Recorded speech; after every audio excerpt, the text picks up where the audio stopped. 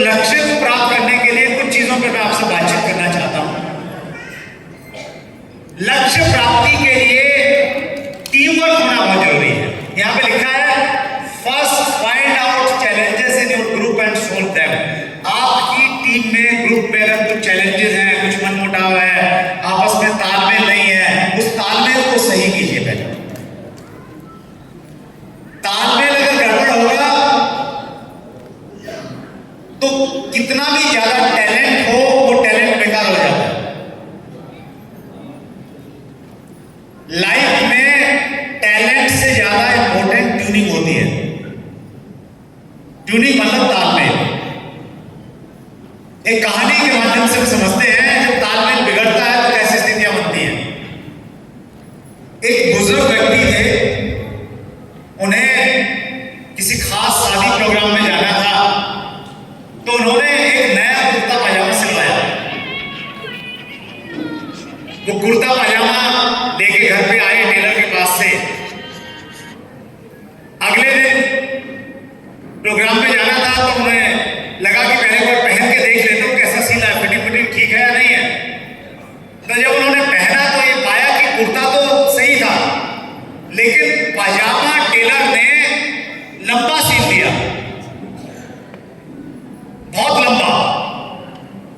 अब इतना समय था नहीं उनके पास में जो टेलर के पास लेके जाते और उसको ठीक करवाते। तो उन्होंने घर में अपनी धर्मपत्नी को कहा कि देखिए ये पाजामा टेलर ने लंबा सिल दिया है, आप एक काम कीजिएगा,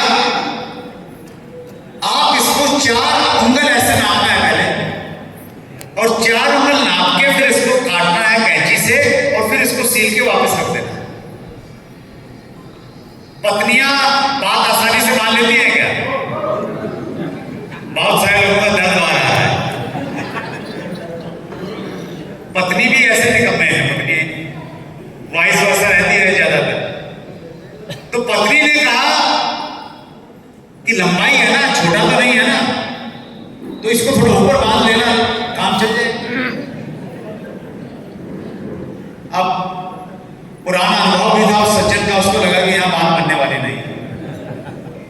तो घर में पुत्र वधू की, बेटे की शादी हो गई थी, तो उन्होंने अपने पुत्र वधू को बोला कि बेटा ये थोड़ा लंबा है पाजामा, तो आप इसको एक काम करना, बस इसको 4 उंगल मापना है पहले, फिर काटना है और सील के ही रख देना है। तो वो पुत्र वधू बोली कि पापा आज तो बहुत सारे काम हैं और पता नहीं मुझे टाइम मिलेगा नहीं मिलेगा, अगर टाइम मिला तो मैं कर दूंगी।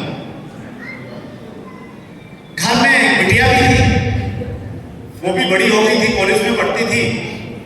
तो वो कॉलेज से आई थी, तो उन्होंने अपनी बिटिया को भी बोला कि बेटा ये पाजामा थोड़ा लंबा हो गया है, तो आप थोड़ा सा इसको 4 उंगल मापना है पहले, फिर काटना है, फिर सील के ही में रख देना है।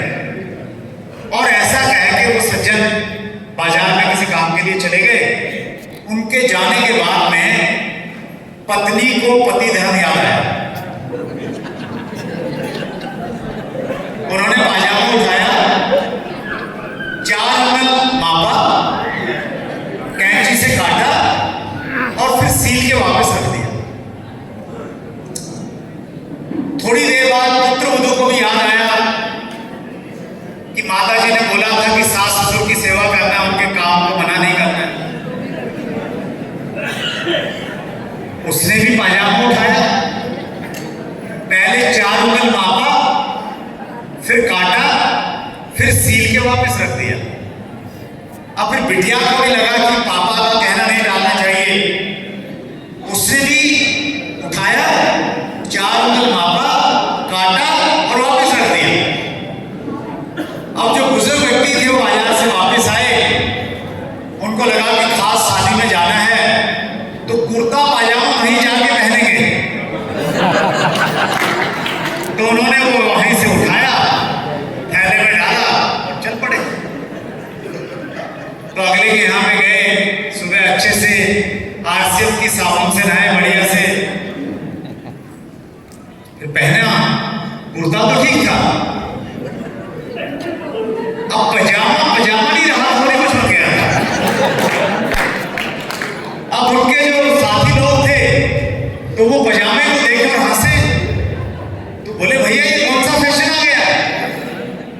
कि न तो पजामा लग रहा है न निकर लग रहा है, वो यहां तक था तो बोले बीच का ही कुछ है, तो जरा बताइएगा ये क्या है, कहां से सिलवाए हैं। तो उसने कहा कि ये हमारे घर का तालमेल है, it is coordination of our family. तो जब घर का तालमेल बिगड़ता है तो पाजामा निकर बन जाता है, और जब टीम का तालमेल बिगड़ता है तो फिर लक्ष्य पूरे नहीं हो पाते।